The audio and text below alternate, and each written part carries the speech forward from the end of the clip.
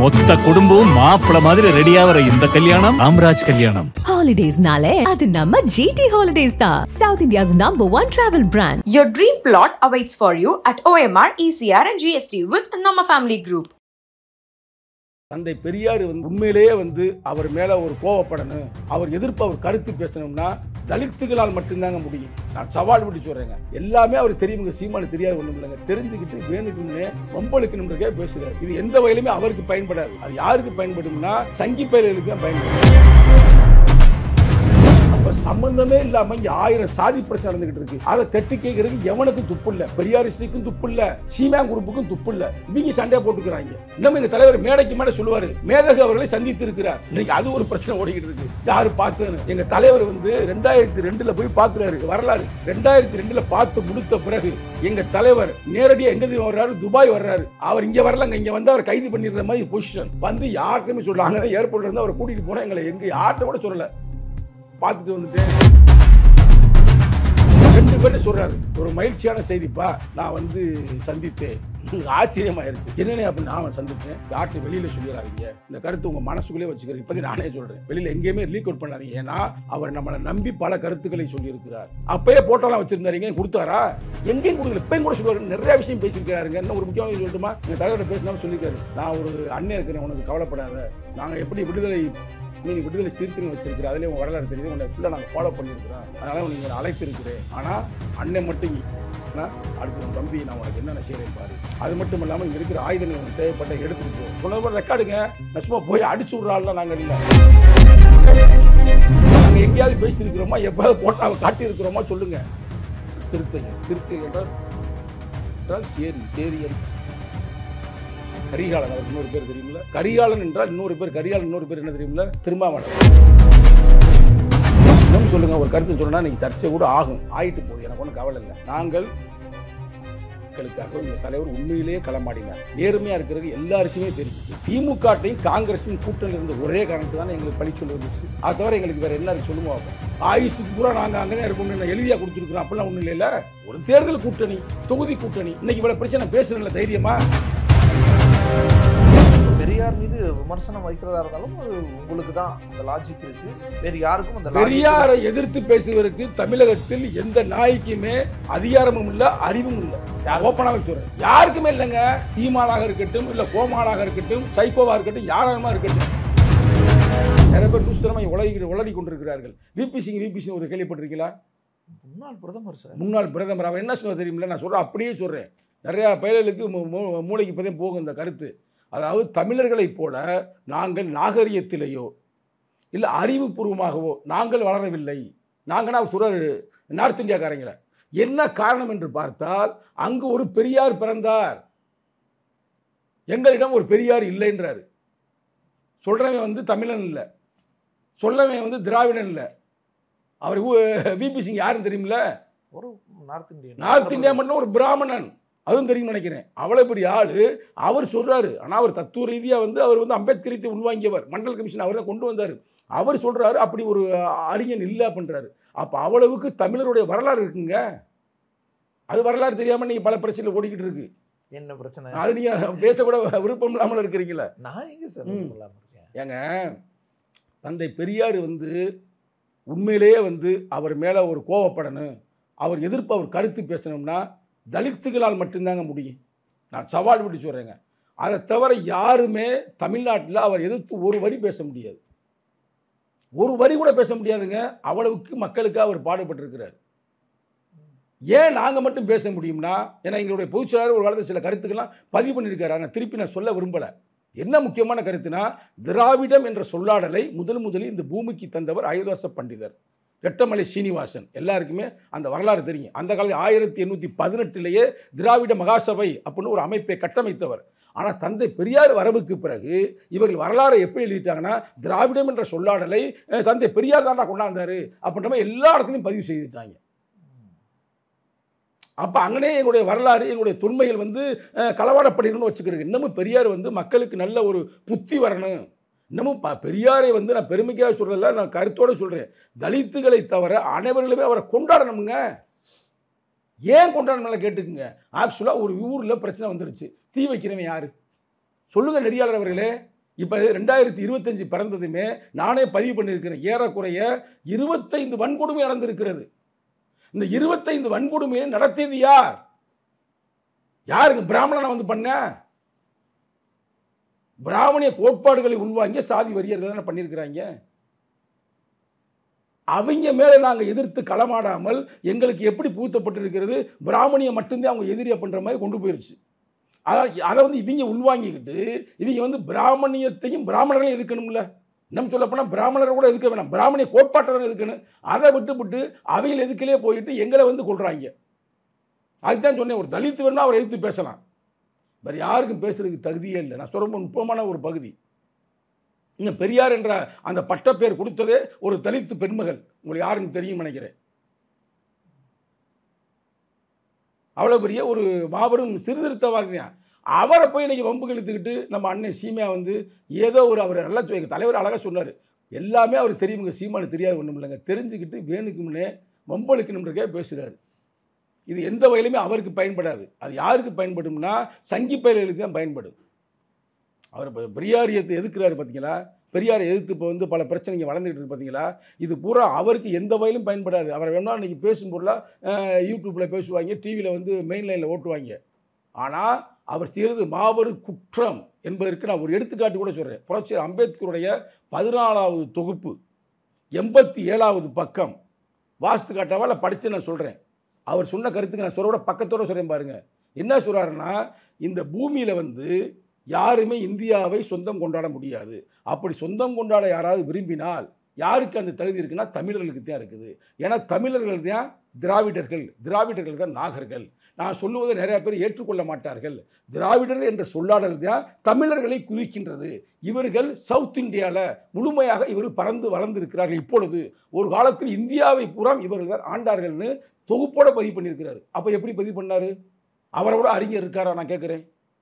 அப்போ சம்மந்தமே இல்லாமல் இங்கே 1000 சாதி பிரச்சனை நடந்துக்கிட்டு இருக்குது. அதை தட்டி கேட்குறதுக்கு எவனுக்கும் துப்பு இல்லை, பெரியாரிஸ்டிக்கும் துப்பு இல்லை, சீமான் குரூப்புக்கும் துப்பு இல்லை. இவங்க சண்டையை போட்டுக்கிறாங்க. நீ கொண்டு வர 10 பேரை, நான் கொண்டு வர 10 பேரை, நான் கம்பை கொண்டு வரேன், நான் கல்லை கொண்டு வரேன். இது அரசியல். இங்கிட்டு ஊர் போயிட்டு பார்த்தோம்னா இங்கே இந்த சைடு வேலூர் பக்கத்தில் ராணிப்பேட்டை, அங்கே 2 பேரும் சாதி வெறியர்கள் 2 பேரும் மோதிக்கிட்டாங்க. எந்த கட்சி பின்புலமே இல்லை, எனக்கு நல்லா தெரியும். அதை ஒரு கட்சி தலைவர் வீசிக்காத தூண்டி விட்டுருச்சுன்றார். அப்போ யோசித்து பாருங்க, உண்மையான பிரச்சனை என்னன்னு பார்க்கறதில்ல யாருமே. அவன் சுயலாபத்துக்கு அவன் கட்சியை வளர்க்க வேண்டும் என்பதற்காக ஒரு பக்கத்து பெரியார் வாழ்கின்றான், ஒருத்தன் பெரியார் ஒழிகின்றான், ஒருத்தன் வந்து இன்னொரு கட்சி பேரை சொல்கிறான், இன்னொரு கட்சி பேரை சொல்கிறான். நாங்கள் அப்படி இல்லைங்க. விடுதலை சிறுத்தைகள் நேர்மையாக மக்களுக்காக நாங்கள் போராடுகிறோம். அதுக்கு தான் நான் அவ்வளோ பேசிக்கிறேன், கருத்து சொல்லிக்கிறேன். உண்மையான பெரியாரை வந்து நான் இன்னமும் சொல்கிறேங்க, நீங்கள் வந்து நிச்சயம் படித்திருக்க வாய்ப்பு இருக்குது. புரட்சி அம்பேத்கர் இறப்பதற்கு முன்னால் அவர் ஒரு புத்தகம் எழுதினார், புத்தரும் அவர் தம்மமும், புத்தா அண்ட் இஸ் தம்மா. அந்த புத்தகத்தை மட்டும் நீங்கள் முழுமையாக வாய்ப்பு கிடைச்சா யாராக ஒரு முறை படிங்க. நீங்கள் சொல்லுவீங்க, உண்மையிலேயே புத்தனுடைய கருத்துக்களை இந்த பூமியில் விதைத்த ஒரே ஆள் பெரியார் தான். இன்னமும் சொல்கிறேன், புரட்சியர் அம்பேத்கரை விட வீரியமாக கருத்துக்களை பதிவு செய்திருக்கிறார். கடவுள் இல்லைன்னு சொல்கிறார் பார்த்தீங்களா, அதை புத்தரே சொல்கிறாரு. அதை புத்தர் விளக்கம் கொடுப்பார். கடவுள் இல்லை என்பது எனக்கு வந்து கடவுள் மேலே இருக்கிற கோபம் இல்லை, அதை பேசி என்ன பலன் மக்களுக்குன்றாரு. அதைத்தானே இவர் சொன்னார். மானமும் அறிவும் மனிதனுக்கு அழகுனார்ல, அதே புத்தம் சொல்லியிருக்கிறேன். ஒரு மனிதனுக்கு ஃபண்டமெண்டலே புத்தம் தம்மம் சங்கம், அதே மானமும் அறிவும் மனிதனுக்கு அழகு. புத்தம் என்றால் என்ன நினைக்கிறீங்க? அறம். அந்த அறத்துக்கு அறிவு முக்கியம். ஏறக்குறைய நீங்கள் வெறுப்பு உறுப்பு இல்லாமல் நீங்கள் புரட்சி அம்பேத்கருடைய புத்தகங்களை படித்தால் அந்த கருத்துக்களை உண்மையிலே இம்ப்ளிமெண்ட் பண்ணியிருக்கிறார் யாருன்னா தந்தை பெரியாருங்க. அப்புறம் எப்படி நீங்கள் விமர்சிக்கலாம்? இது எங்களுக்கு தான் கேட்குற கேள்வி கேட்குறக்கு ஒரே இது இருக்குது, ரைட்ஸ் இருக்குன்னு. இப்போ எங்கள் ஊரில் தீய வச்சேன், வேங்க வயலில் மலத்தை வச்சேன், தண்ணியில் போட்டிருக்கான்ல. இதை எங்களை விட போராட வேண்டியவர்கள் யார் போராடணும்? இந்த பெரியார் கோட்பாடுகள் உள்வானியம் தானே போராடணும். ஏன் போராட மாட்டாங்க? அவங்க தானே கேட்கணும். எதிர்த்தா மட்டும் கேட்கணும் இல்லைங்க. அப்போ இவங்க பூரா என்ன எண்ணத்தில் இருக்கிறாங்கன்னா, வெறும் பிராமணியத்தை மட்டும் எதிர்த்தா போதும், இல்லை பிராமணர்கள் மட்டும் எதிர்த்தா போதும். அரசு கூட எப்படி வந்துருச்சுன்னா, பிராமணியத்தை எங்கள் தலைவர் சொல்கிறார்ல, என்ன சொல்கிறாரு, சனாதானத்தை வேறு இருப்போம் அப்படின்றதே பிராமணியத்தை வேறு இருப்போம் அர்த்தம். அது தப்பு இல்லை. இவர்கள் வெறும் பிராமணர் எதிர்ப்பில் போயிடுறாங்க. அதுக்குத்தான் நான் கோவப்படுறேன். ஏன்ப்பா பிராமணர் எதிர்க்கிற? சீனிவாச ராவ் வெண்மணி கலவரத்தில் திருப்பி அடித்தவர் யாருங்க? அவர் பிராமணர் தானே. கேள்விப்பட்டிருக்கா? சீனிவாச ராவ் திருப்பி அடித்தவருங்க. அங்கேருந்து ரிலீஸ் பண்ணிட்டாங்க. ஆள் டீமை ரெடி பண்ணி அடித்தவர் அவர் தானே. இன்னும் சொன்னோம்னா அடங்கமறு அத்துமீறு திமிரியலு திருப்பேடி என்று எங்கள் தலைவர் சொல்லியிருந்தாலும் கூட இந்த கோட்பாட்டை இதற்கு முன்னால் இந்த பூமியில் விதைத்தவர் சீனிவாச ராவ். ரெக்கார்டு இருக்கு. அதனால் எங்கள் கோட்பாடு வந்து தனிப்பட்ட பிராமணர்கள் அல்ல, பிராமணியன் தான். இன்னைக்கு வந்து பெரியாரிஸ்ட்லாம் இன்னைக்கு போராட வேண்டியது தமிழகத்தில் 20-25 இடத்துல இது மாதிரி கொடுமை நடந்து கொண்டிருக்கிறது. சாதி கொடுமை. மணிகண்டன்ற ஒரு பையனை சிறுநீரகத்தை கழித்து விட்டுருக்காரு உசிலம்பட்டி சைடில். அப்படி இல்லைன்னு ரிப்போர்ட் சொல்லியிருக்காங்க போலீஸ். எந்த காலத்திலேயே ஒரு காலம் திருச்சி பக்கத்தில் மலத்தை வந்து வாயில் வச்சு திணிச்சாங்க ஒருத்தனுக்கு, திண்ணியம் என்ற இடத்துல. அதை போலீஸ் ஒத்துக்கிடுச்சா? முதல்ல நாங்கள் போராடிய பிறகுதான் அதை ஏற்றுக்கொண்டார்கள். இன்னும் எங்கள் தலைவர் மேடைக்கு மேலே சொல்லுவார், மேதகு அவர்களை சந்தித்து இருக்கிறார். இன்னைக்கு அது ஒரு பிரச்சனை ஓடிக்கிட்டு இருக்கு. யார் பார்த்தேன்னு எங்கள் தலைவர் வந்து 2002 போய் பார்க்குறாரு. வரலாறு 2002 பார்த்து முடிச்சு நான் சொல்கிறேன். ரெக்கார்டு பிரதர், இது வரைக்கும் நான் சொல்லவே இல்லை, உங்கள் தொலைக்காட்சியில் சொல்கிறேன். 2002 பார்த்து முடித்த பிறகு எங்கள் தலைவர் நேரடியாக எங்கே தெரியுமா வர்றாரு? துபாய் வர்றாரு. அவர் இங்கே வரலங்க, இங்கே வந்து அவர் கைது பண்ணிடுற மாதிரி பொசிஷன். எங்கேயோ வேறு ஏதோ ஒரு ஏற்பாட்டு போய் அங்கே நேராக துபாய் வந்துடுறாரு. வந்து யாருக்குமே சொல்லல. அங்கே தான் ஏர்போர்ட்டில் இருந்து அவரை கூட்டிகிட்டு போனால் எங்களை எங்கே யார்கிட்ட கூட சொல்லலை. பார்த்துட்டு வந்துட்டேன் அப்படி இப்படின்னு எந்த கருத்தையும் சொல்லலை. போய்கிட்டே இருக்கு. நான் சொல்கிற ரெக்கார்டு பிரதர், எங்கள் தலைவரும் பார்ப்பார். போய்கிட்டே இருக்கும்போது அங்கே ஒரு ஷார்ஜாவில் ஒரு கார்னிஸ்ன்ற ஏர்லியாவில் கார் ஓட்டிக்கிட்டு இருக்கும்போது நான் தான் காரை ஓட்டுறேன். அப்போ வந்து மற்ற எல்லாரையும் இறங்க சொல்லிட்டு நானும் அவர் பட்டணமணி அவர் தான் அப்போ அந்த கட்சி எங்களுடைய அமைப்புடைய தலைவர் 2 பேரும் சொல்கிறாரு, ஒரு மகிழ்ச்சியான செய்திப்பா, நான் வந்து சந்தித்தேன். உங்களுக்கு ஆச்சரியமாயிருச்சு. என்னென்ன அப்படின்னு நான் சந்தித்தேன். யார்கிட்ட வெளியில் சொல்லிடாதீங்க, இந்த கருத்து உங்கள் மனசுக்குள்ளே வச்சுக்கிறேன். இப்போதே நானே சொல்கிறேன், வெளியில் எங்கேயுமே லீக் அவுட் பண்ணாதீங்க. ஏன்னா அவர் நம்மளை நம்பி பல கருத்துக்களை சொல்லியிருக்கிறார். அதை நம்ம வெளியில் எந்த காலத்தையும் சொல்லவே கூடாது அப்படின்னு சொல்லிட்டு சொன்னாராம். என்னங்க வேறு என்னங்க சொன்னாங்க? உடனே ஆர்வத்தில் கேட்கும்போது திண்ணியத்தில் மலத்தை வந்து திணிச்சிருக்கிறேன், அதெல்லாம் பார்த்துட்டு எப்படிங்க உங்களெலாம் அரசியல் பண்ண முடிகிறது? எப்படி உங்களால் அரசியல் செய்ய முடிகிறது? என்னால் 3 நாளாக நான் தூங்கவே இல்லை. அது எப்படி ஒரு மனநிலையில் வந்து உங்களால் மேடல் எப்படி ஏறி பேச முடிகிறது? அவனை விட்டு வைக்கலாமா அப்படின்னு தலைவர் பக்கமாக சொல்லியிருக்கிறாரு. இல்லைங்க, நீங்கள் நடத்து வந்து ஒரு ஆயுத புரட்சி, நாங்கள் அறிவு புரட்சி நடத்துகிறோம். நாங்கள் மக்களை அரசியல்படுத்த முடியுமே தவிர நாங்கள் கோர்ட்டு மூலமாக அவங்களுக்கு வந்து தண்டனை வாங்கி தர முடியுமோ, நேரடியாக எதுவுமே செய்ய முடியாது அப்படின்போது அவர் ஏற்றுக்கொள்ளவே இல்லையா. அப்படிப்பட்ட அயோக்கியங்களுக்காக என்ன அப்படி தேர்தல் அரசியல் நமக்கு தேவைப்படுகிறது அப்படின்ற அளவுக்கு எங்கள் தலைவரிடம் பேசியிருக்கிறார். எங்கள் தலைவர் எங்கேயாவது பேசினாரா? அப்பயே போட்டோலாம் வச்சுருந்தாரு, எங்கேயும் கொடுத்தாரா? எங்கேயும் கொடுக்கல. இப்பயும் கூட சொல்லுவார், நிறையா விஷயம் பேசியிருக்கிறாருங்க. இன்னும் ஒரு முக்கியமான விஷயம் சொல்லட்டுமா? எங்கள் தலைவர்கிட்ட பேசினாலும் சொல்லியிருக்காரு, நான் ஒரு அண்ணன் இருக்கிறேன், உனக்கு கவலைப்படாத, நாங்கள் எப்படி விடுதலை சீர்திருத்தம் வச்சுருக்கிறேன், அதிலே உங்கள் வரலாறு தெரியுது, உன்னை ஃபுல்லாக நாங்கள் ஃபாலோ பண்ணியிருக்கிறோம், அதனால் நீங்கள் நான் அழைத்திருக்கிறேன். ஆனால் அண்ணன் மட்டும் இங்கே ஈழ வாங்கிட்டேன்னா அடுத்து உன் தம்பி நான் உனக்கு என்னென்ன செய்கிறேன் பாரு. அது மட்டும் இல்லாமல் இங்கே இருக்கிற ஆயுதங்களை உனக்கு தேவைப்பட்ட எடுத்துகிட்டு போ, ஆயுதம் தேவைப்பட்ட எடுத்துகிட்டு போன்னு இருக்காருங்க. அது ஓகேங்க தான், இங்கே அனுப்பிடுவாங்கல்ல. சாதி வரிகள்லேருந்து விட்டு வைக்காத. ஏன்னா நானே வந்து கல்யாணம் பண்ணுவதற்கு முன்னால் நானே கலப்பு திருமணம் தான் பண்ணேன். நான் பறையர் இல்லை, கரையர். அவர் வந்து கரையர் என்ற ஒரு சமூகத்தை சார்ந்தவர். அவங்க மனைவி வந்து பிள்ளை மகள் சமூகத்தை சார்ந்தவர். கல்யாணம் பண்ணும்போது எனக்கு எதிர்ப்பு. 13 பேரை நான் துப்பாக்கியில் போட்டு தள்ளிட்டு தான் கல்யாணமே பண்ணேன். சொன்ன மாதிரி ரெக்கார்டுங்க. நான் சும்மா போய் அடிச்சு விட்றாள்லாம் நாங்கள் இல்லை. அப்படித்தான் நான் வந்து சாதி வரிகளுக்கு எதிர்ப்பாக களமாடியவன். அதே மாதிரி அங்கே அந்த அமைப்புக்குள்ளே சாதியை பற்றி யாருமே பேசக்கூடாது, யார் பேசினாலும் கடுமையான தண்டனை நான் கொடுப்பேன். ஆனால் இந்த ஆயுதங்கள் உனக்கு தேவைப்படும் எடுத்து போடும்போது எங்கள் தலைவர் என்ன சொல்லியிருக்காருன்னா, இதை விட பெரிய ஆயுதம் எங்கிட்ட இருக்குது, உங்களுக்கு என்ன இந்த ஆயுதங்கள் வந்து இங்கே தேவைப்படலாம், இதை விட பெரிய ஆயுதம் இருக்குது. என்ன ஆயுதம்ன்றா அதான் வாக்கு, ஓட்டு அப்படின்ற ஒரு ஆயுதத்தை அம்பேத்கர் கொடுத்துருக்கிறாரு. அந்த ஆயுதத்தின் மூலமாக நாங்கள் கைப்பற்றுவோம், உங்களுக்கு எப்பயும் உறுதுணையாக இருப்போம்னு இவ்வளவு கருத்துக்களை எங்கள் தலைவர் 2002 பேசியிருக்கிறாரு. அதற்கு அடுத்த பிறகு ஒரு முறை சென்று வந்தார். அப்பயும் வந்து சொன்னார். அப்போ 2005 ஆண்டன் பாலசிங்கம் அவர்கள் இறந்து விடுகிறார். அப்போ அங்கே போயிட்டு துபாய் தான் வர்றாரு. அப்போ பேசிய கருத்துக்களை எங்களுக்கு சொல்லியிருக்கிறார். நாங்கள் எங்கேயாவது பேசியிருக்கிறோமா, எப்போயாவது போட்டாவை காட்டியிருக்கிறோமா சொல்லுங்கள்.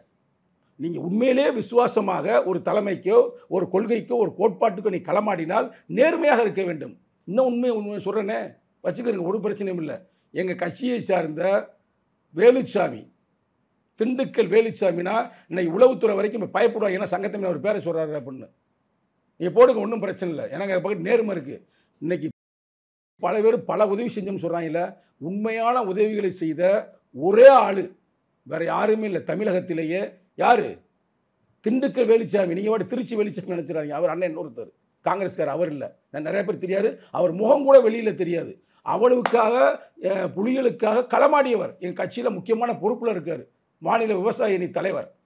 அப்போ எங்கள் தலைவர் இதற்காக எவ்வளோ பாடுபட்டிருப்பார், எவ்வளோ உழைத்திருப்பார். அதெல்லாம் வெளியில் சொல்ல முடியாதுங்க. நாங்கள் எந்த காலத்தில் எங்கேயுமே கிளைம் பண்ணதில்லை, கிளைம் பண்ண போகிறதும் இல்லை. ஏன்னா ஒரு மாபெரும் யுத்த களத்தில் மக்களுக்காக நீங்கள் மாண்டு விட்டார்கள். அப்போ எங்கள் தலைவர் என்ன சொன்னார்னா, எங்கள் 2 பேர்கிட்டையும் இந்த கருத்தை வந்து தயவு செய்து எங்கேயும் பேசிடாதீங்க, எந்த சூழ்நிலையும். அப்பயே சில போட்டாக்களை காட்டினார். இந்த போட்டாக்களையும் நீ எங்கேயும் வந்து எங்கேயும் பகிர்ந்து கொள்ளக்கூடாது. அதுக்கு பிறகு தான் 2010க்கு பிறகு தான் தலைவரும் அவர் இந்த போட்டாக்கெல்லாம் இன்றைக்கி பல பேர்கிட்ட வருது. அவ்வளவுக்கு எங்கள் தலைவர் ஒழுக்கமானவர், நேர்மையானவர். எங்கனையும் வந்து அவர் மாறுதட்டி நானும் அவர் உண்மையிலே ஒரு அரசியல் தலைவரை பல பேரும் சந்தித்தாங்க. அண்ணன் வைகோ சந்தித்தாங்க, அதே மாதிரி குளத்தூர் மணி அண்ணன் சந்திருக்கு, அவர் எல்லாரும் சந்தித்திருக்கலாம். அதெல்லாம் ஆரம்ப காலகட்டம். கடைசி காலகட்டத்தில் 2007 என்று நினைக்கிறேன், தலைவருக்கு வந்து சந்தித்து அந்த உட்காந்து உரையாடல் இருக்க மாதிரி போட்டால் இருக்கும் பார்த்தீங்கன்னா, தலைவர் பல கருத்துக்களை பரிமாறி இருக்கிறார். ஆனால் போதாத காலம், உலகியல் இருக்கின்ற அரசியல் சூழ்நிலைகள் அவருக்கு சாதகமாக, தமிழர்களுக்கு சாதகம் இல்லாமல் போய்விட்டது. அதனால் அழிந்து போய்விட்டார்கள். ஆனாலும் கூட அந்த கருத்துக்களை பாதுகாத்து வரக்கூடிய ஒரே அமைப்பு விடுதலை சிறுத்தைகள். அதில் மாற்று கருத்து இல்லை. இன்றைக்கி தான் பல உலக தமிழர்களுக்கு உண்மையான மேதகுக்கு அடுத்த ஒரு தலைவர் யார் என்றால் எழுச்சி தமிழ் எல்லாரும் புரிய வருகிறது. அதுக்கு இன்னொரு எடுத்துக்காட்டு உங்களுக்கு சொல்ல நீங்கள் ஆச்சரியப்படுவீங்க. நீங்களாம் தயவு செய்து ஏன் அதை சொல்கிறேன்னா, தேவையில்லாமல் சில பேர் குழம்பி பேசுகிறார்கள். அப்போ பூரா நம்ம அண்ணன்மார்கள் தான். அவர்களுக்கு விளக்கம் கொடுக்க வேண்டிய என் பொறுப்பு இருக்குல்ல, அடுத்த இளைஞர்களை அரசியல்படுத்த வேண்டிய என் பொறுப்பு இருக்குல்ல.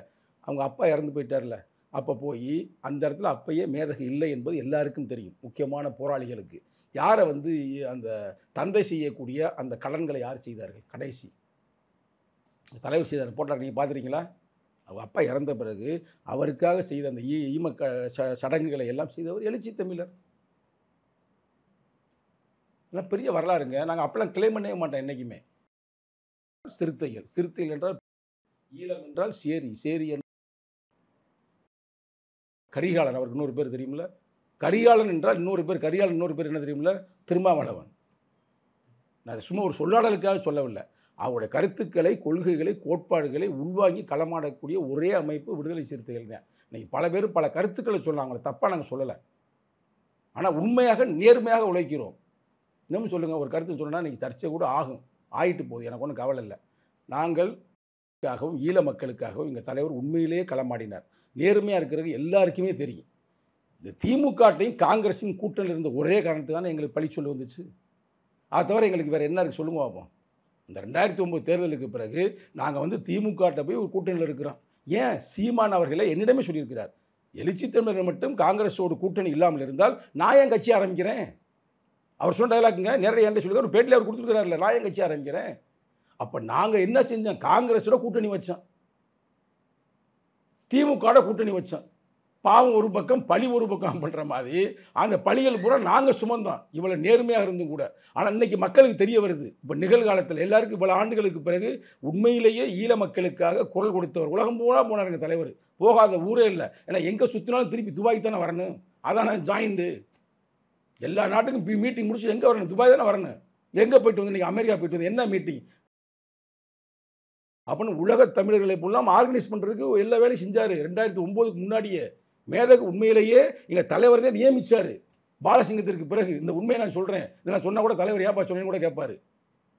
பாலசிங்கம் இறந்து விடுகிறார். அப்போ உலக தமிழர்களை போல ஆர்கனைஸ் பண்ணுறதுக்கு ஆள் இல்லை. அப்போ எங்கள் தலைவரை தான் நியமித்தார்கள், உலக தமிழர்களை பூரா ஓரணியில் கொண்டு வாருங்கள்னு. ஆனால் நாங்கள் இந்த எலெக்ஷனில், ஏன்னா இங்கே சேரி மக்களையும் பார்க்கணும்ல, ஈழ மக்களே பார்த்து பாருங்க, இங்கே வந்து நாங்கள் வெற்றி பெற வேண்டும் என்பதற்காக, எங்கள் மக்களை பாதுகாக்க வேண்டும் என்பதற்காக நாங்கள் கூட்டணி இருக்கிறோம். திமுக கூட்டணி வேறு ஒன்றும் இல்லை. எங்களுக்கு திமுகவுக்கு என்ன பெரியது? ஒன்றும் இல்லை. நாங்கள் என்ன அது என்ன சொல்லுவாங்க, ஆயுசுக்கு பூரா நாங்கள் அங்கே தான் இருப்போம்னு எழுதியாக கொடுத்துருக்குறோம். அப்படிலாம் ஒன்றும் இல்லைல்ல.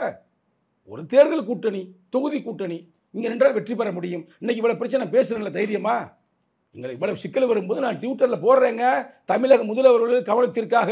இப்போ வந்து இந்த நியூ இயர் பிறந்து இந்த ஒரு மாதத்தில் மட்டும் 25 படுகொலை நடந்திருக்கிறது.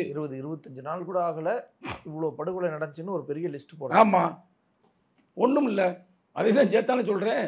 சொல்லத்தான் முடியும், கேட்கத்தான் முடியும். ஏங்க டங்ஷனுக்காக என்ன கேட்குறேன் ஒருத்தன், நான் போட்ட கேட்குறேன், நல்லாத்தான் வாய் கிளியே நீ பேசுகிற, டங்ஷனை நீங்கள் நிப்பாட்டி விட்டீங்க போராடி, எங்கள் வேங்கவையில் கண்டுபிடிங்கன்னு கேட்குறேன். அவனுக்கு நான் என்ன பதில் சொல்கிறது? உள்ளே எழுதுறாங்க ஒருத்தன், அவன் சங்கியாக கூட இருக்கலாம், இல்லை உண்மையை நல்லவனாக கூட இருக்கலாம். ஏன்டா நீங்கள் போராடணும்னு சொல்கிறீங்க? விடுதலை சிறுத்தைகள் போராடி வெற்றி கேள்வி தானே, நியாயமான கேள்வி தானே. இவ்வளோ பெரிய போராட்டத்தை இப்படி ஆர்கனைஸ் பண்ணி நிறுத்திட்டீங்கல்ல. எங்களுடைய அரசியல் ரொம்ப ரொம்ப சிக்கலான அரசியல். நெறியாளர் அவர்களே, நாங்கள் வந்து ஏற்கனவே இங்கே கட்டமைக்கப்பட்ட சாதியையும் உடைக்கணும், தமிழர்களையும் நாங்கள் ஒருங்கிணைக்கணும். எவ்வளோ பெரிய சிக்கல் தெரியும். தமிழர்களே வாருங்கள் அப்படின்னா அப்படி அப்படியே வந்துடுவேன். நாடாராகவே வருவேன், கல்லனாகவே வருவேன், பறையனாகவே வருவேன். அவனை ஆர்கனைஸ் பண்ணிடலாம் ஈஸியாக.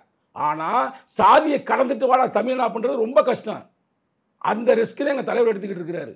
இந்த வரைக்கும் இந்தியாவில் யாருமே அந்த அப்படிப்பட்ட ஒரு செயல்பாட்டை அரசியல்படுத்தலை. இன்றைக்கி பாருங்கள், எங்கள் தலைவருடைய அணுகுமுறையின் காரணமாக, நல்லா கேட்டுக்க, அணுகுமுறையின் காரணமாக, அரசியல் அணுகுமுறையின் காரணமாக இன்றைக்கி வந்து நாங்கள் வந்து 2 MP 4 MLA ஆகி இன்றைக்கி அரசியல் அங்கீகாரம் பெற்றிருக்கிறோம்ல.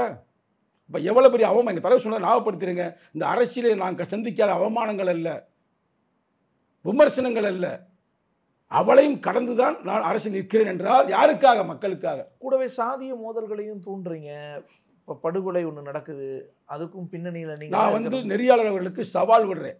தேவேந்திரன் ஒன்று நேற்று இன்னைக்கு பேஞ்ச மேலே நேற்று அதே மாதிரி சொல்ல ஒரு காலான் இல்லை, உங்களுக்கு நீண்ட ஒரு அனுபவம் இருக்குது. விடுதலை சிறுத்தைகள் இந்த இடத்துல கலவரம் தூண்டுச்சுன்னு ஒன்று சொல்லுங்கள். கலவரமாக எங்கள் தலைவர் பேசினாருன்னு சொல்லுங்கள். அப்படி வரலாறே இல்லை பிரதர். அது வந்து ராமதாஸுக்கு வந்து அரசியலில் வந்து அன்புமணி ராமதாஸ் அனாதையாகி விட்டார். யாரும் அவரை கண்டுக்கிறல. 2 பேர் வந்து அவங்க சண்டை போட்டுக்கிட்டாங்க, புரியுதா? ஒரு பறையர் இனத்தை சார்ந்தவர்கள், அந்த பக்கத்து வந்து யார் வன்னியர் இனத்தை சார்ந்தவர், அதோடு சேர்ந்து தமிழர் சென்ற யாதவ் சமூகத்தை சார்ந்தவர்கள். அங்கே சண்டை போட்டதில் பெட்ரோலை எவனோ ஒருத்தர் வாங்கிட்டு வந்து யார்? வன்னியர். ரெக்கார்டு இருக்குது, போலீஸ் ரெக்கார்டு எடுத்து பாருங்கள். அப்போ இவை ஊத்தனோட மேலே வாங்கிட்டு வந்திருக்கணும். பெட்ரோலை வாங்கிட்டு வந்து வன்னியர்னு போலீஸ் ரெக்கார்டு சொல்லுதில்ல. அந்த சண்டையில் அவங்க மாற்றி ஊற்றிக்கிட்டாங்க. இவன் மனுக்கு ஊற்ற வந்திருக்கிறேன், மாற்றி அவனை ஊற்றி விட்டாங்க. உங்கள் கட்சி தான் சம்மந்தப்பட்டிருக்குன்னு பேச, கட்சி தான் சம்மந்தப்பட்டு நிரூபித்தால் நீ என்ன சொல்ல நான் கேட்டுக்கிறேன். விடுதலை சிறுத்தைக்கும் அதுக்கும் துளி அளவு கூட சம்மந்தம் இல்லை. அப்படிப்பட்ட ஈனச் செயல்களை நாங்கள் செய்ய மாட்டோம். உங்கள் தொலைக்காட்சி மூலமாக அந்த மரணமடைந்த தம்பி தமிழரசன் அவர்களுக்கு நீங்கள் வந்து 25 லட்சம் கொடுக்க வேண்டும் என்று அன்புமணி ராமதாஸ் சொல்லுகிறார். அதை நாங்கள் ஆதரிக்கிறோம், வழிமொழிகிறேன். அவங்க வீட்டில் ஒரு குடும்பத்தில் வேலை வாங்கி கொடுங்க, நாங்கள் ஏற்றுக்கொள்கிறோங்க. இன்னும் சொல்லப்போனால் அந்த தம்பிக்கு வந்து விடுதலை சிறுத்தை இளைஞரின் சார்பாக செம்மார்ந்த வீர வணக்கத்தை செலுத்துகிறோம். வாய்ப்பு இருந்தால் நாங்கள் நேரடியாக கூட வீர வணக்கம் செலுத்த தயாராக இருக்கிறோம். ஆனால் அங்கே போனால் ஒரு கலவரம் ஆகும் என்பதற்காக உங்கள் தொலைக்காட்சி மூலமாக தெரிவிக்கின்றேன். அப்படிலாம் இல்லைங்க, நாங்கள் மனித நேயத்திற்காக போராடி கொண்டிருக்கிறோம். இங்கே எதுக்கு சாதியை போய் தூண்டுறாங்களே, தேவையாக இருக்குது. அவனும் தமிழன் தானே, அப்படி செய்ய மாட்டான் என் கட்சிக்காரங்க. நான் அடிச்சு விட்றேங்க, என் கட்சியில் அப்படிப்பட்ட புத்தி இருந்தால் எங்கள் தலைவரை கட்சியை விட்டு தூக்கிடுவார். யாரையும் வந்து வன்முறையில் வந்து தீர்வே இல்லைன்னு சொன்னவர் தான் எங்கள் தலைவர். இப்போ அவங்க சொல்கிறாங்க அடங்கமறு, அத்துமீறு, திருப்பி அடி. மீண்டும் சொல்லுகிறேன், அடங்கமறு, அத்துமீறு, திமிரி அலி, திமிரி எழு, திருப்பினே அடி. ஒருத்தி உன்னை அமுக்குறானா திரும்பி எழு, ஒருத்தி அடிக்கிறானா திருப்பி அடி. நீயா போய் தேடி தேடி போய் அவனை அடிக்காத. இப்போ அடிக்கிறப்ப நம்ம ஏசுனாலுமே காட்ட சொன்னீங்களா கண்ணத்தை? அது தப்பா? இது வந்து அஹிம்சைங்க. சொல்லப்போனால் அந்த அடித்தவனை திருப்பி அடித்தா அவன் ஒழுக்கமாயிருவான்ல, அடியை வாங்கிட்டு நீ அடுத்த வேலை செய்ய மாட்டான்ல. அப்படி தான் தவிர இன்னும் கூட இப்போ நான் கூட ஏதோ என்னுடைய கருத்து, எங்கள் தலைவர் என்ன சொல்கிறாருன்னா, அடங்கமறு, அத்துமீறு, திமிரியலு, திருப்பி அடி என்பது கருத்து ரீதியாக, கொள்கை ரீதியாக, சட்ட ரீதியாக செய்யுங்கன்னு சொல்கிறார். அதுக்கு தான் அமைப்பாய் திரளுவோம், அங்கீகாரம் பெறுவோம், அதிகாரம் வெல்வோம்னு பிரகடனப்படுத்துகிறாரு. எவனை போய் அடித்து கொள்ளுங்கடா, தீய வைங்கடா. சரி, நான் உங்களுக்கு கேட்குறேன், நீங்கள் எப்படி இந்த கேள்வி கேட்குறேன்னு எனக்கு தெரியல. எங்கேயாவது ஒரு இடத்துல விடுதலை சிறுத்தைகள் கட்சிக்காரன் தீ வச்சா அப்படிங்க சொல்லுவாங்க, குடிசில் போய் தீ வச்சு விட்டாங்கடா, இல்லை சாதி வரையில் படுத்து தூங்கும்போது போய் கருத்தை அறுத்து வெட்டி விட்டாங்கடா. நான் சொல்லட்டுமா, ரெக்கார்டு அப்படியே வரிசையாக சொல்லட்டுமா? நீங்கள் ஒன்றுக்கா நீங்கள் பேசுனீங்களே, நீங்கள் தப்பாக எடுக்காதீங்க. இந்த 25 நாள் உங்களுக்கு சொல்லித்தாங்கன்னு எத்தனை பேர் செஞ்சுருக்காங்கன்னு நான் ரெக்கார்டோட போட்டிருக்கேன். அது யாருமே அரசாங்கம் கூட அதை கண்டுக்கிறல. அது நான் வந்து சும்மா இதில் போடலை. எவிடன்ஸ் கதிர்னு ஒருத்தர் கேள்விப்பட்டிருக்கீங்களா? அவர்கிட்ட டிஸ்கஸ் பண்ணி, என்ன தோழர் அவர்களே, இப்படிப்பட்ட கருத்துக்கெல்லாம் நிறையா வந்துக்கிட்டு இருக்கு, இதெல்லாம் உண்மையா இல்லை ஏதோ போகிற போக்கில் சும்மா எல்லாம் போடுறாங்களா அப்படின்னு கேட்கும்போது அவர் எல்லா எவிடன்ஸும் சொல்லும்போது நம்ம நேரடியாக அந்த மக்கள்கிட்ட நம்ம பேசலாம். பேசி முடிச்சுட்டு தான் அந்த கருத்தை நம்ம பதிவு பண்ணுறோம். அந்த கருத்தை மட்டும் பாருங்கள். விசிக மாணவரணி பொறுப்பாளர், கடலூர் மாவட்டம் நெய்வேலி நாயனார் குப்பம் பாலாஜி சமூக விரோதிகளால் படுகொலை செய்யப்பட்டிருக்கிறார். எங்கள் தலைவரே பதிவு போட்டிருக்கிறாரு. இப்போ நாங்கள் எதுவும் சொன்னோமா, இது பாமக தான் செஞ்சாங்கன்னு சொன்னோமான்னு கேட்குறேன். இல்லை வேறு சாதி வரியும் செஞ்சு சொன்னாங்கம்மா, அங்கே இருக்கிற சமூக விரோதிகள் தான் அவனை கொலை பண்ணியிருக்காங்க. எங்கள் தலைவருடைய பதிவே இருக்குது. நாங்கள் எந்த கட்சியும் குற்றம் சுமத்துறோம். அடுத்து பாருங்கள், மதுரையில் ஒரு இளைஞனுக்கு ஆணவ படுகொலை பண்ணியிருக்கிறாங்க. மதுரையில் ஆணவ படுகொலைங்க, சாதி மாற்றி திருமணம் செஞ்சா பண்ணுறதுக்காக ஆணவ படுகொலை பண்ணுறாங்க மதுரையில் 2 நாளைக்கு முன்னாடி. அடுத்து பாருங்கள், ஆவடி அருகே ரெட்டமலை சீனிவாசன் பேரை பாருங்கள், நல்ல பேர். இன்னொன்று ஸ்டாலின், ஹிஸ்ட்ரி சீட்டர்ஸ், 2 பேரையுமே வெட்டி காலி பண்ணியிருக்கிறாங்க. அது ஒரு ஒரு மோதல் நடந்திருக்கு. அதுல தான் அப்படி நீ வரலாறு ஃபுல்லாக படிக்க. நீங்கள் வந்து நியூஸ் போலீஸ் என்ன கொடுக்குறாங்களோ அதையே பேசுறீங்க. அங்கே என்ன நடந்துச்சு ஃபுல்லாக இது படித்தா நான் போடுறேன். சரி, இதுக்கு சொல்லுங்க பார்ப்போம். தஞ்சாவூர் மாவட்டம் அருமலை கோட்டை பாபநாசம் அருகில் தலித்து பறையர் சமூகத்தை சார்ந்த அருணாச்சலம் என்கின்ற 62 வயது பெரியவரை சாதி வெறியர்கள் 2 பீர்பாட்டில் குத்தி கொலை செய்துள்ளார்கள். ஜனவரி 20ஆம் தேதி. இதுக்கு எதுவும் கருத்து சொல்ல விரும்புகிறீங்களா? இல்லை சொல்லுங்கள். அதேமாதிரி திருநெல்வேலி அருகில் உள்ள தலித் பெண் பாலியல் வன்புறவு செஞ்சுருக்கிறாங்க. அதை கைது பண்ணுறேன். குற்றவாளி கைது பண்ணி பாராட்டுகள். ஆனால் செஞ்சுருக்கிறாங்க ஒரு இளம் பெண்ணை. இன்னொன்று திண்டுக்கல் மாவட்டம் அகரமுத்து குமார் சாதிய வன்கொடுமையில் படுகொலை செய்யப்பட்டிருக்கிறார். அதேமாதிரி மதுரை மாவட்டம் சங்கம்பட்டி ஆதிசேஷன் என்ற சிறுவன் கடுமையான வன்கொடுமையால் பாதிக்கப்பட்டிருக்கிறார். வெளியில் சொல்ல முடியாத அளவுக்கு அவர் மேல் சிறுநீரை கழித்திருக்கிறார்கள். ஆனால் நீங்கள் இல்லைன்பீங்க. அப்புறம் பெரம்பலூர் பகுதியை சார்ந்த இதுதான் ரொம்ப கொடுமைங்க. பெரம்பலூர் பகுதியை சார்ந்த தலித் இளைஞர் மணிகண்டன் கொடூரமான முறையில் கழுத்தை அறுத்து கொன்றதே போலீஸ் அப்படின்னு ரிப்போர்ட் சொல்கிறாங்க. கொன்னதே போலீஸ்? ஆமாங்க. அங்கே போலீஸில் இருக்கிற ஒரு சாதி வரியன். இவ்வளவு ரெக்கார்டு நான் சும்மா உங்களுக்கு இதுக்காக சொல்லி படிச்சுட்டே போனோம்னா 25 பேர் எழுதி வச்சிருக்கிறேன். 25 பேர் இப்போ படிக்க முடியாது. இந்த 20 நாளில் மட்டும் 25 பேரை கொலை பண்ணியிருக்கிறாங்க. இதெல்லாம் யாரும் கேட்க மாட்டாங்களா? இதில் நாங்கள் யாரும் கட்சியை சொன்னோமா? இன்னொன்று சொல்லுமா, நீ சொன்ன ராணிப்பேட்டையில் கேட்டீங்க பார்த்தீங்களா? ராணிப்பேட்டையில் போன வருஷம் அங்கே வந்து ஒரு மாவட்ட செயலர் கொலை செய்யப்பட்டிருக்கிறார். எங்கள் விடுதலை சிறுத்தை மாவட்ட செயலர் இல்லை. இப்போ அந்த கொலை செஞ்சாங்க அப்படின்னு சொல்கிறாங்க பார்த்தீங்களா? அந்த சமூகத்தை அந்த கட்சியை சார்ந்த கட்சி பேர் சொல்ல விரும்பலை. அது ஒரு கட்சி. ஆனால் விடுதலை சிறுத்தை கட்சியில் ஒரு தலித் அமைப்பை சார்ந்த தலித் அமைப்புகளை அணிதிரட்டுகிறார்கள். அந்த மாவட்ட செயலர் கொலை செய்யப்பட்டிருக்கிறார். அப்போ கொலை செஞ்சது விடுதலை சிறுத்தை சொன்னோமா? இவங்க தான் பாமக தான் செஞ்சு சொன்னோமா? இல்லை. அங்கே இருக்கிற சாதி வரிங்க. அது பாமக தான் வழிநடத்தி யார் சொன்னோம்? இப்போ வேறு கட்சி கூட இருக்கலாம். சாதி வரி பிடிச்ச கட்சி. பாமகவை சொன்னோமா? அந்த விஷயத்தை நாங்கள் சொல்லவே இல்லையே. அன்புமணி ராமதாஸ் வந்ததுக்கு பிறகு சாதி வெறிகள் குறைந்திருக்கிறது நாங்கள் ஏற்றுக்கொள்கிறோம். அவரே சொல்றாரு. பாமக அவரே பிரகடனப்படுத்துறாருல. நீங்க முன்னாடி பாமக பாஜக தான் சாதிய சனாதன இல்லைங்க. நான் திருப்பி சொல்றேன் நெறியாளர் அவர்களே. அதாவது அன்புமணி ராமதாஸுடைய தலைமைக்கு பிறகு, இப்போ தலைமைக்கு வந்து எவ்வளோ ஆகுது? 1 வருஷம் 2 வருஷம் தான் ஆகுது. இவர் தலைமைக்கு பிறகு உண்மையிலேயே சாதி வெறிகள் குறைத்திருக்கிறார். அப்பா காலத்தில் தான் மரத்தை வெட்டுறது, தலையை வெட்டுறது, குடிசை எரிக்கிறது, அதுக்கு மரக்கான கலவரமே போகுது. அங்கே ஒரு கிராமம் இருக்குது பாருங்கள், தருமபுரி, அந்த கலவரமே போகுது. எல்லாம் ரெக்கார்டு இருக்குது. நான் சொல்லலை.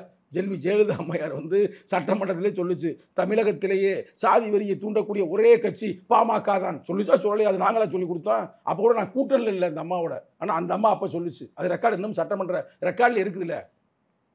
அப்போ ஆனால் அன்புமணி வரவுக்கு பிறகு அவர் சொன்னார் நேற்று, 30 ஆண்டுகளுக்கு முன்னால் நாங்கள் நினைத்திருந்தால் எதையும் செய்வோம், கலவரத்தை தூண்டி விடுவோம், இப்போலாம் வந்து இடஒதுக்கீடு பிரகாரம் படித்து பாருங்கன்னு சொல்கிறார். நான் தலை வணங்குறேன் அந்த கருத்துக்கு, பாராட்டுறேங்க.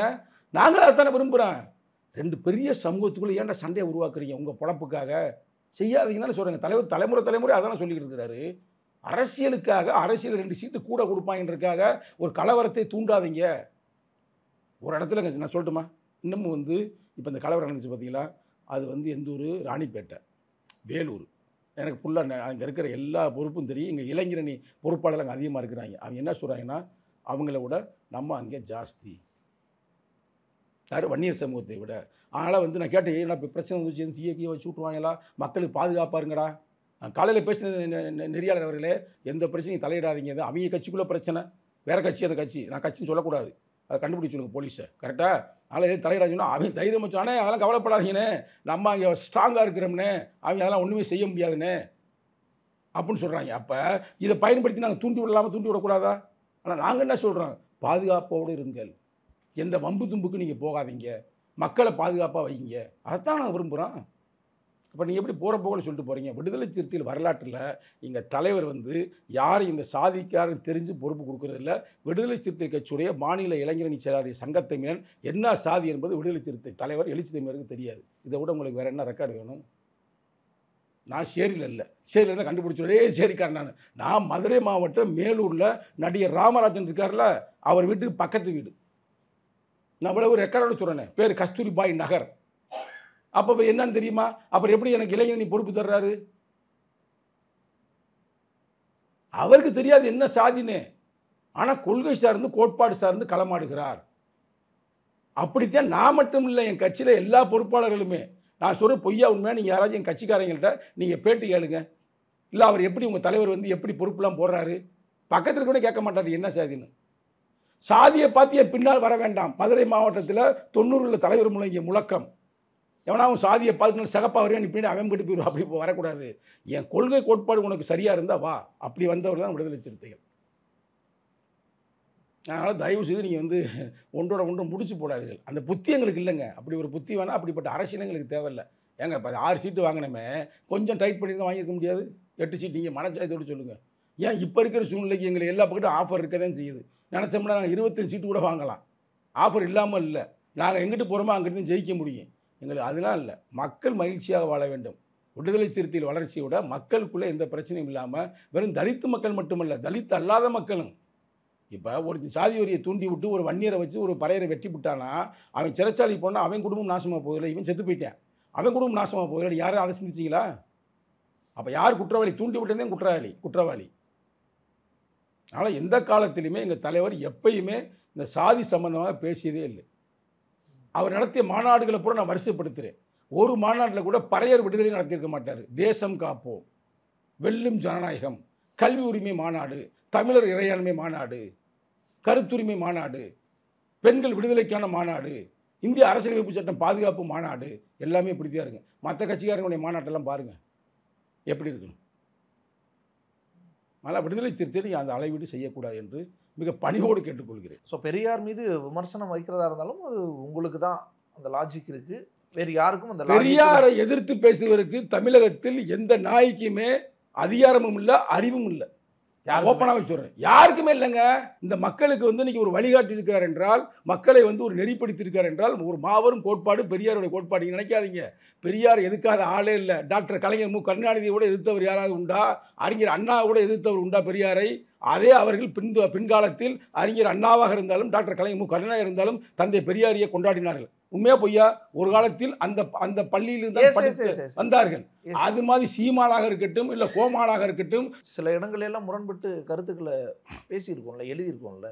எங்கள் கருத்துக்களில் எந்த மாற்றம் இல்லைங்க. உண்மையை தாங்க பதிவு பண்ணியிருக்கிறான் பெரியார். அதுக்கு 100க்கு 100 அவர் செஞ்சது பூரா சரின்னு நான் இங்கே சொல்ல வரல.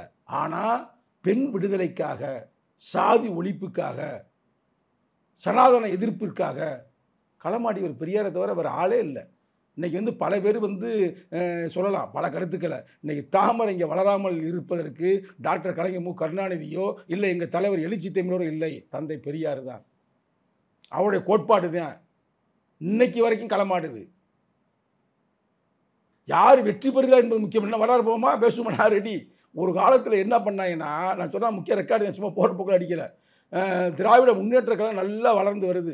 இந்திராந்தி அம்மா பார்க்குது. நான் சொல்ல போகிற ரெக்கார்டு பிரதர். இந்திராந்தி அம்மா பார்க்குது, என்னடா இங்கே உள்ளே போக முடியல, காங்கிரஸ் ஆட்சிக்கு வர முடியல காமராஜருக்கு பிறகு, அங்கே என்னடா பிரச்சனை அப்படின்றதுக்கு வந்து என்ன பண்ணணும், திமுக உடைக்கணும் அப்படின்னுமே அங்கே திமுகவில் இருந்தே அறிஞர் இவரை உருவாக்குறாங்க, எம்ஜிஆரை. அவங்க எம்ஜிஆரை உருவாக்கின பிறகு இவங்க நினச்சிருக்காங்க நம்ம வந்துடும் நினச்சிருக்கிறாங்க. திருப்பி எம்ஜிஆர் தான் வந்திருக்கிறாரு. திருப்பி இவங்க வர முடியல காங்கிரஸ். இதுக்கெல்லாம் என்னடா காரணம் அப்படின்னா, ஐயோயோ நீங்கள் நினைக்கிற மாதிரி அங்கே கலைஞருக்காக ஓட்டு போட்டு நினைக்காதீங்க, எம்ஜிஆருக்காக ஓட்டு போட்டு நினைக்காதீங்க. தந்தை பெரியார்ன்ற ஒரு சித்தாந்தம் இருக்குது, கோட்பாடு இருக்குது. அதை வந்து நம்ம ஜெயிக்க முடியாது. அதை அறிஞர் அண்ணா தெளிவாக பிரகடனப்படுத்தி விட்டார், எல்லா மக்களையும் கொண்டு போயிட்டார்.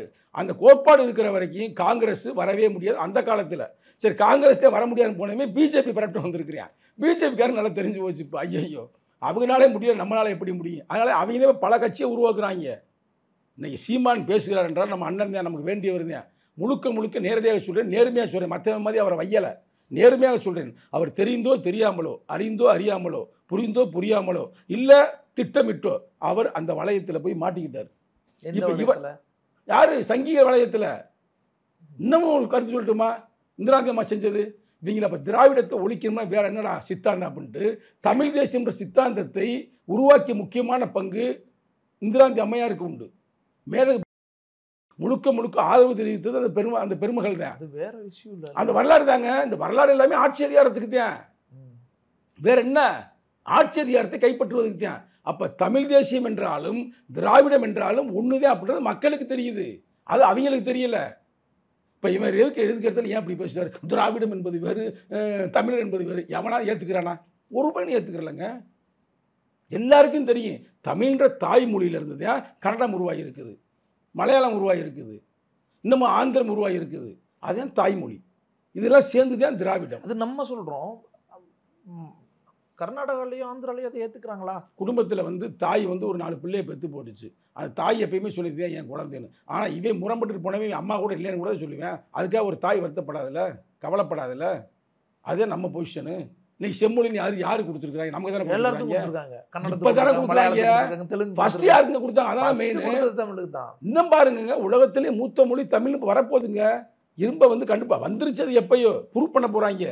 எனவே ப்ரூவ் பண்றதுக்கு 3 தாங்க. ஒன்று இலக்கியம்ங்க, இலக்கியத்தை பற்றி பேசுவாங்க. ஆனால் இலக்கியத்தை நம்ப முடியாது. இன்னொன்று கல்வெட்டுக்கள். இப்போ வந்து அதை விட முக்கியம் ஆய்வுகள், தொல்லியல் துறை, அகழ்வாய்வு அப்படின்றாங்க பார்த்தீங்களா, அது மூலமாக கண்டுபிடிக்கிறாங்க. உலக அறிஞர் பெருமக்கள் பூரா ஏற்றுக்கிறாங்க. திராவிடம் வெர்சஸ் தமிழ் அப்படியெல்லாம் கிடையாது. அது பைத்தியக்காரங்க. நான் உங்களுக்கு வாட்ஸ்அப்பில் அனுப்புகிறேன், தயவு செய்து இதில் போடுங்க. புரட்சி அம்பேத்கர் எத்தனாவது பக்கத்தில் எப்போ சொன்னான்றதை அந்த ரெக்கார்டை போடுங்க. நான் பேசும்போது தயவு செய்து சைடில் போடுங்க. மக்களுக்கு அப்பயாவது இந்த ஏற்று பேசணும் அறிவு வருதா வரலையான்னு. இவங்க என்ன நினச்சிக்கிறாங்கன்னா, நீ திராவிட முன்னேற்ற கழகத்துக்கு முட்டு கொடுக்குறதுக்குனே பேசி நினைக்கிறாங்க. எங்களுக்கு திராவிட முன்னேற்ற கழகம் எதுக்கு? அது கூட்டணி தாங்க, அதுக்கு நான் கொடுக்கணும். திராவிடம்ன்றது எங்கள் கோட்பாடுங்க. சில பேர் என்ன பையனை உள்ளே வந்து கமெண்ட் போடுவாங்க, திமுகவுக்காக அவர் பேசுகிறார் அப்படின்னு. அப்படிலாம் இல்லை. அம்பேத்கர்ன்ற ஒரு மாபெரும் அறிஞர்.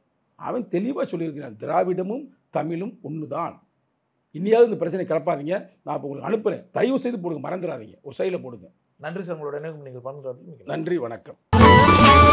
மொத்த குடும்பம் மாப்பிள்ள மாதிரி ரெடியாகிற இந்த கல்யாணம் ராம்ராஜ் கல்யாணம். Holidays-nale அது நம்ம GT Holidays தான். South India's #1 travel brand. Your dream plot awaits for you at OMR, ECR and GST with Nama Family Group.